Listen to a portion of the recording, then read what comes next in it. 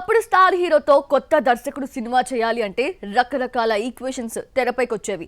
Hero image ని balance చేయగలడా, అనుకున్నంత hit ఇవ్వగలడా లేడా అని చెక్ చేసి మరీ కాంబినేషన్స్ సెట్ చేసేవారు.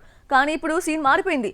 రిస్క్ ని రస్క్ లా భావించి కొత్త దర్శకులతో సినిమా చేయడానికి పోటీ పడుతున్నారు బడా స్టార్స్.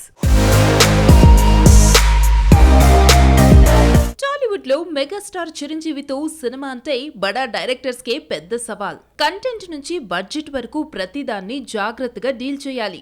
అలాంటిది బింబిసారా దర్శకుడు వశిష్ఠ రెండవ ఛాన్స్ ఏకంగా చిరుతోనే సంపాదించాడు.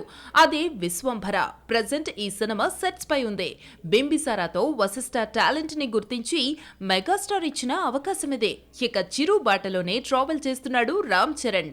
ఒకే ఒక్క సినిమా అనుభవం ఉన్న బుచ్చిబాబుతో RC16 చేయడానికి ఓకే చెప్పాడు. ఈ విషయంలో బుజ్జిబాబు వెరీ లక్కీ అనే చెప్పాలి. పాన్ ఇండియా స్టార్ ప్రభాస్ కూడా రిస్క్ తీసుకోవడంలో ఏమాత్రం వెనకడుగు వేయటం లేదు. సుజిత్ కి పెద్దగా అనుభవం లేకపోయినా సాహో చేసే అవకాశం ఇచ్చాడు.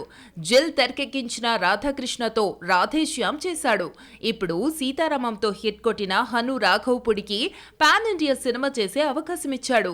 హనుకి ఇది పెద్ద ఆఫరే. ఇంతవరకు తాను స్టార్ హీరోతో సినిమా చేసిందే లేదు.